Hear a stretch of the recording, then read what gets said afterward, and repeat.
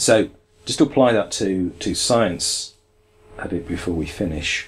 So there's this problematic question in the philosophy of science. What makes modern science better or more objective than Aristotelian science, say? What is it that makes a view of the solar system, say the Copernican view of the solar system as planets orbiting the sun? Why is that a better view than the previous Aristotelian view of the planets and the sun and the moon all going around the Earth? Or quantum physics and Newtonian. Indeed, yeah. So there are all kinds of ways in which science has advanced, as we put it. But there are scientific relativists, like Feyerabend, for example, who say, well, there isn't really a difference, they're just different views, and we've adopted a different view. And then there are still objectivists who will want to stick out for the fact that the reason why science is better is because it's now correct and before it wasn't. And I think that flies in the face of any examination of scientific history. If you look at the ways that every view that has been developed, every model that scientists have developed has been superseded, and new ones come in. Even quite fundamental things that were taken as given have been overthrown in time. We have no reason to think that our current models, they may or may not be overthrown in the future, but we've got to allow for the fact that they may not be the final answer. But nevertheless, that still leaves us with the question, what makes modern science better? What is scientific progress? And so I want to suggest that the basic answer to that is that we're addressing conditions better because our judgments are more integrated.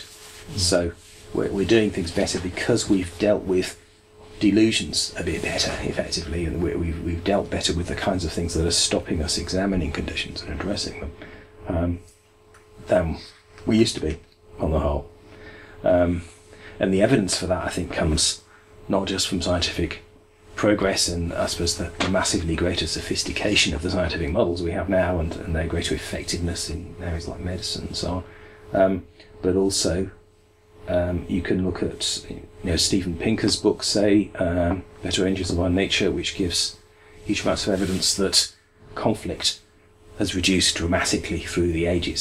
So if you compare prehistoric life to life now, the reduction in the levels of violence is absolutely amazing.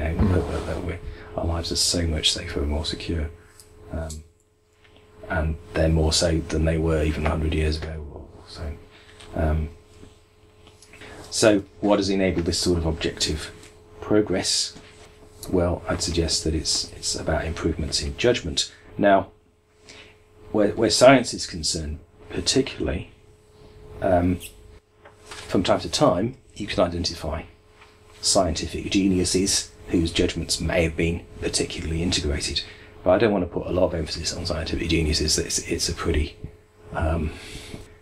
weak theory, I suppose, for that all scientific progress depends on individual geniuses. I think it's got a lot more to do with the effect of training in scientific methods. So science, more than anything, is a group exercise. It's about scientists consulting with each other and criticising each other's theories and comparing it with evidence. And particularly the training in scientific method that new scientists receive and have to conform to, which is particularly is devoted to trying to overcome. A lot of the time, it's devoted to trying to overcome delusions, isn't it? And to turf out assumptions which might be interfering with the clarity and consistency with which we observe things.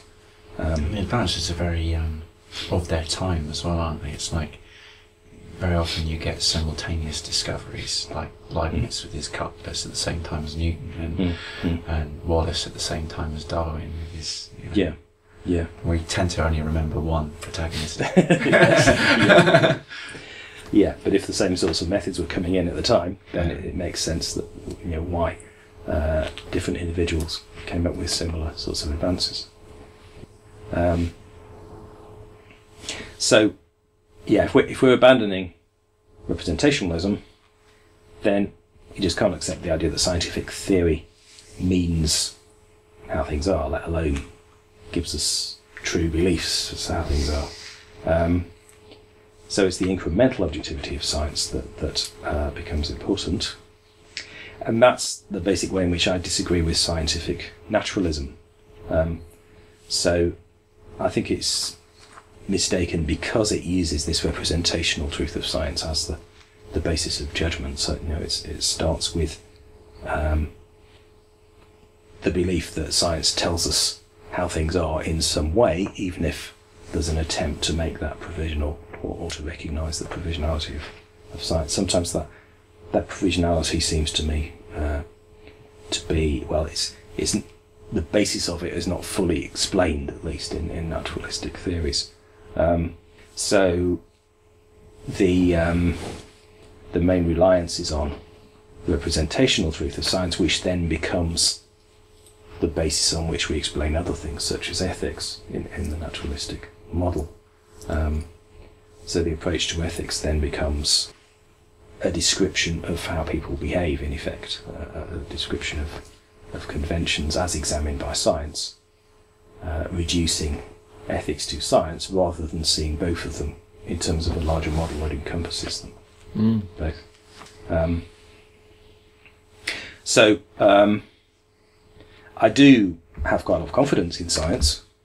I think we can be confident in scientific theories because they're generally made with quite a lot of integration of judgment. Certainly not perfect, and certainly not can't be improved. So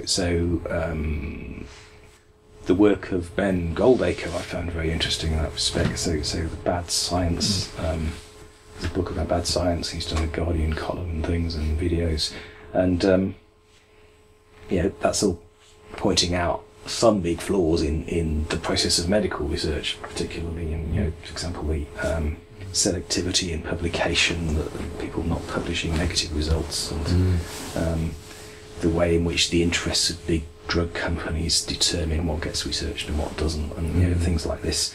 So there are always going to be issues like this in which impact on the objectivity of science.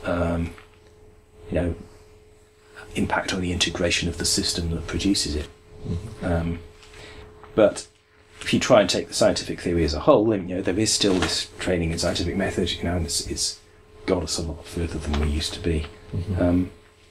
So our confidence obviously needs to be proportioned to our assessment of how integrated scientific methods are and how integrated the work of the scientific community as a whole is.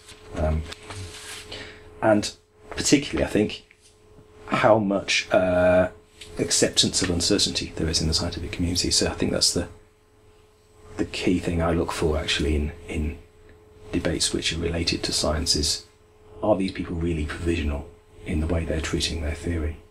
And that's why I'm a defender of Rupert Sheldrake, who I'm impressed by, even though he's widely condemned by a lot of scientific types, because his theories may be completely wrong, but he's challenging a lot of accepted assumptions. Which theories is he proposed? Morphogenetic fields. Sorry again? Morphogenetic fields, but let's not go into that now. Okay. Just one interesting point on him, that he did a TED talk about the 10 dogmas of science, right? And it got banned by TED. Really? Yeah. There's a book called The Science Delusion, which is well worth a read. That he wrote recently. But yeah, so I think it's only if you've got people like Rupert Sheldrake who are willing to say, well, actually, there's another model you could use here, that keep scientists on their toes and help to keep science provisional. He's doing great service to it. So is there a can you get the banned version on YouTube? A hell of a lot more people will have seen that TED talk because it is because banned. it's banned. I saw another band. The first thing I did when I found out it was banned was look it up on YouTube and watch it. Yeah. Okay, and then this final point in relation to science is this is related to my argument against scientific naturalism. I don't think science offers us any grounds for negative metaphysics. So science has not disproved the supernatural, hasn't disproved the existence of God or anything of that kind. It's basically because these are metaphysical assertions, and if you deny the existence of God on scientific grounds, you're offering a negative metaphysical assertion yourself. So you can oppose naturalism to supernaturalism, but by doing so you make naturalism into a metaphysical position. But that doesn't mean, and that really shouldn't be confused with any kind of support for the supernatural as a positive metaphysical. The science delusion, I wasn't totally convinced, just because, but I suspect that my view of science might be different to what it's to what it is. Or I also was really, I felt my worldview shifted from reading bad science, like, quite strongly. But my idealised view of science is that it totally accepts that it can change constantly, and it doesn't believe that it's got the answers. And it felt like the way you were describing science was that it did think it had truths. But maybe that is true. There's almost any scientist will certainly claim that science is provisional. But there's also, I think, there's a tension between that claim and the representational basis which most scientists give to science, which I think tends to... Well, if we take the example of Rupert Sheldrake, coming up with quite different models of biology, for example, in his theory of morphogenetic fields, for which he supplies evidence, but obviously no more than sort of provisional evidence pointing in another direction, nothing totally conclusive. But the kind of reaction that has produced from a lot of people writing about science, and the condemnations that he's garnered, I can't see how that's compatible with the provisionality of the views that the scientists held. Well, in that case, then I completely agree, because that sounds to me very similar to the aquatic ape thing. When they first came out with the aquatic ape theory, everybody was like, no, we already know what the answer is. We've got it, it's right here, we've established this, you're a fool. So in that case, then I do agree. Yeah. I think there's obviously a relationship there also with the group and the powers of the group has, and conformity, which tends to create at least a metaphysical edge even to a theory which has been justified through experience. So it may be more prosaic as well, in that they just want to preserve their position. Well, I don't know if they just want to preserve their position, but that can become one of the motives mixed in with the other ones. Yeah, certainly. And that position only makes sense within the terms of the group that's going to become attached to that position. Yeah. I think you can also actually see evidence at times when scientists publish the way they justify their theories, a degree of confirmation as opposed to falsifiability that's been going on in the progress of them establishing those theories gives an indication of how provisional they are approaching their claims that they're making. By and large, I think science works pretty well. It seems to work better than other kind of systems we've come up with. But it is quite interesting when you, particularly, my original background was physics and engineering, and things are just a lot tighter and more clear cut in that kind of environment than with psychology, and it's quite scary when you sort of look at the way that things are built up, because trials are so expensive to do. Lots of key ideas or principles are not really replicated very often. There'll be some seminal trial that establishes an idea, and then lots of research is done on the basis of that trial. But But the original trial itself is very rarely actually. And could have been deeply flawed. Yeah, That's so a really classic- good example a of classic- financial yeah. pressure Yes. to confirm what that rather than falsify it. Yeah. The cheapest, one of the things you can do to save money, the big money saver, is to avoid a control group. So if you've done it, for example, if you've done a trial that demonstrates that CBT is better than treatment as usual or a control group for a particular disorder or application or whatever, what will typically then be done is that rather than repeat, when you do another trial, you might trial it against IPT, interpersonal psychotherapy or whatever, and CBT, compare the two, but you won't include another control group. You'll just do the next trial will only include the CBT and the IPT. So depressing. I want to have faith in science, but you hear that and just go, oh.